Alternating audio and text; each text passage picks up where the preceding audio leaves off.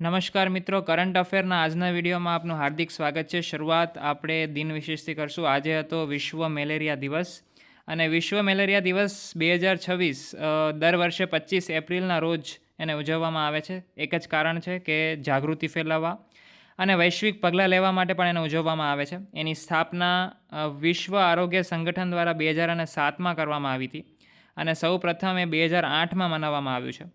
આ દિવસ પહેલાંના દિવસને બદલી નાખ્યો છે, જે આફ્રિકા મેલેરિયા દિવસ તરીકે ઓળખાતો હતો. હાલ એનું નામ બદલી ગયું છે. અત્યાર સુધીની વૈશ્વિક પ્રગતિ શું છે? તો 47 દેશોએ મેલેરિયા મુક્તનું પ્રમાણપત્ર પ્રાપ્ત કર્યું છે. 2024માં 37 દેશોમાં 1000થી પણ ઓછા એના કેસ આવ્યા હતા. વર્લ્ડ મેલેરિયા ડે 2026ની થીમ ખૂબ મહત્વ રહેશે પરીક્ષા માટે. તો driven to end malaria, now we can, now we must. તો આ થીમ તમારે બધાએ ખાસ ધ્યાન રાખવાની છે. રસી અને સારવાર પરીક્ષા માટે કદાચ પરીક્ષામાં પૂછાય તો ધ્યાન રાખવાની કે RTS રસી 30-40% અસરકારક છે. પાછળથી ભલામણ કરવામાં આવી એવી પણ એક રસી છે, જે છે R21. મુખ્ય સિદ્ધિઓ શું છે? તો 2015થી 23 સુધીમાં મેલેરિયાના કેસોમાં 80% ઘટાડો આવ્યો છે. 160થી વધુ જિલ્લામાં શૂન્ય કેસ નોંધાયા છે. આ ખૂબ મોટી ઉપલબ્ધિ ભારત માટે કહી શકાય. ભારતનો લક્ષ્ય શું છે? તો 2027 સુધીમાં શૂન્ય સ્વદેશી કેસ. 2030 સુધીમાં તો આપણે મેલેરિયાને નાબૂદ કરી નાખવાનો છે. આ લક્ષ્ય સાથે આપણે કામ કરીએ છીએ. World malaria day. આ સાથે આ દિવસ આજે અહીં પૂરો થશે. 2027ની વસ્તી ગણતરી માટે એ પ્રક્રિયાને સરળ બનાવવા માટે રાષ્ટ્રવ્યાપી ટોલ ફ્રી હેલ્પલાઇન ચાલુ કરવામાં આવી છે. મિત્રો, પરીક્ષા માટે આ પ્રશ્ન બહુ જ ઇમ્પોર્ટન્ટ રહેશે. ટોલ ફ્રી નંબર જે છે ખાસ યાદ રાખજો, 1855. આ પરીક્ષામાં ખૂબ પૂછાય અત્યારે એવું એક IMP પ્રશ્ન બની રહેશે કે જનગણના સે જન કલ્યાણ. આના માટે સરકારે ભારત કી જનગણના માટે કયો ટોલ ફ્રી નંબર જાહેર કર્યો છે? ચલો, ગુંટૂર મ્યુનિસિપલ કોર્પોરેશને કચરાના સંગ્રહ માટે 200થી પણ વધારે મહિલાઓને ઓટો ડ્રાઈવર તરીકે નિયુક્ત કર્યા છે. સ્વચ્છ ઉર્જાને પ્રોત્સાહન આપવા, કાર્યક્ષમ કચરા વ્યવસ્થાપન અને ટકાઉ આજીવિકા સાથે મહિલાઓને સશક્તિકરણ કરવા બદલ વિયેનામાં એમને GEM એવોર્ડ, જેમ એવોર્ડ 2026 જીતી લીધો છે. આ એનો એક સુંદર મજાનો તસવીર તમે જોઈ શકો છો. ભારત અને ઉઝબેકિસ્તાને સંયુક્ત લશ્કરી કવાયત કરી છે, જે કવાયતનું નામ છે દસ્લિક. એની 7મી આવૃત્તિ ઉઝબેકિસ્તાનમાં પૂર્ણ થઈ છે, જે એનો અહીંયા તમે ફોટો જોઈ શકો છો. હવે આનો મતલબ શું થાય? તો દસ્લિક શબ્દનો મતલબ છે મિત્રતા. વાર્ષિક સંયુક્ત કવાયત છે. ભારત અને ઉઝબેકિસ્તાનમાં વારાફરતી આ થતી હોય છે. હવે જે તમે જુઓ છો એ પણ ખૂબ જ IMP કરંટ અફેર છે. પરીક્ષામાં પૂછાય એવો, કારણ કે આ એક નીતિ આયોગને લગતો પ્રશ્ન છે. તો અનુભવી અર્થશાસ્ત્રી અશોક લાહિરી નીતિ આયોગના ઉપાધ્યક્ષ બનવા માટે તૈયાર છે, જે નીતિ નિર્માણમાં તેમની વાપસી દર્શાવે છે. આર્થિક નીતિ, શિક્ષણ અને વૈશ્વિક સંસ્થાઓમાં દાયકાનો અનુભવ ધરાવતા તેઓ ભારતની ભાવિ આર્થિક વ્યૂહરચનાઓને આકાર આપવામાં મદદ કરશે એવી અપેક્ષા આપણી સરકારને એમના તરફથી છે.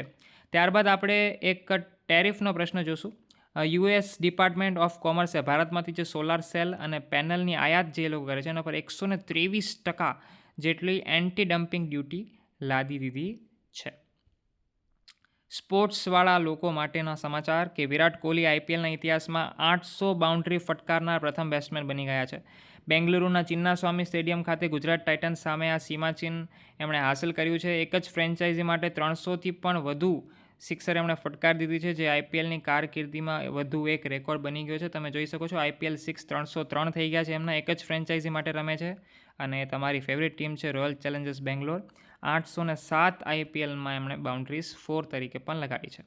સંરક્ષણ પ્રધાન રાજનાથસિંહ 28 એપ્રિલ 2026ના રોજ શાંઘાઈ કોઓપરેશન ઓર્ગેનાઇઝેશન, જેને SCO કહેવાય છે, એના સંરક્ષણ પ્રધાનોની બેઠક માટે બિશ્કેક એટલે કે કિર્ગિસ્તાનની મુલાકાત લેશે.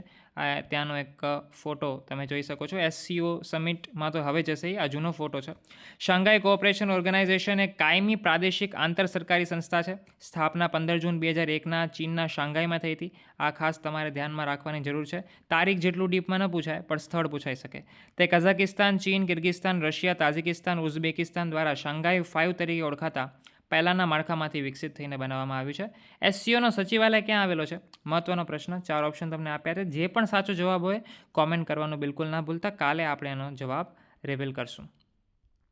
એક દુઃખદ સમાચાર એ છે કે ભારતીય હોકી ખેલાડી ગુરબખ્શસિંહ ગ્રેવાલનું 84 વયે હૃદયરોગના હુમલાથી નિધન થયું છે. 1968ના મેક્સિકો સિટી ગેમ્સના ઓલિમ્પિક બ્રોન્ઝ મેડલ વિજેતા હતા. તેમણે પાછળથી ભારતીય રેલવેમાં પણ સેવા આપી હતી અને મુંબઈના પાયાના સ્તરે હોકીના ટીમને વિકાસ માટે પણ એમણે ખૂબ જ મહત્ત્વનો ફાળો આપ્યો છે. મિત્રો, જો તમને કરંટ અફેર ગમ્યા હોય તો વિડીયો તમારા ફ્રેન્ડ સાથે જરૂરથી શેર કરજો. સ્ક્રીન ઉપર હું એક નંબર લખી રહ્યો છું. આ નંબરથી તમે અમારા વોટ્સઅપ ગ્રુપમાં પણ જોડાઈ શકશો. તો આ નંબર ઉપર તમે હેલો મેસેજ કરીને કરંટ અફેર એમ લખશો એટલે હું તમને ગ્રુપમાં એડ કરીશ, જ્યાં તમને ડેલી કરંટ અફેર મળતા રહેશે. સાથે સાથે આપણે કરંટ અફેર માટે PDF પણ એનામાં મૂકીએ છીએ અને બીજી ઘણી બધી માહિતી જનરલ નોલેજની પણ એમાં આપણે મૂકીએ છીએ. આઈ હોપ કે તમને વિડીયો ગમ્યો હશે. જો વિડીયો ગમ્યો હોય તો લાઇક, શેર, કમેન્ટ, સબસ્ક્રાઈબ કરજો અને હા, વિડીયોને જરૂરથી શેર કરજો. ધન્યવાદ, આભાર. ફરી મળીશું નવા ટોપિક સાથે.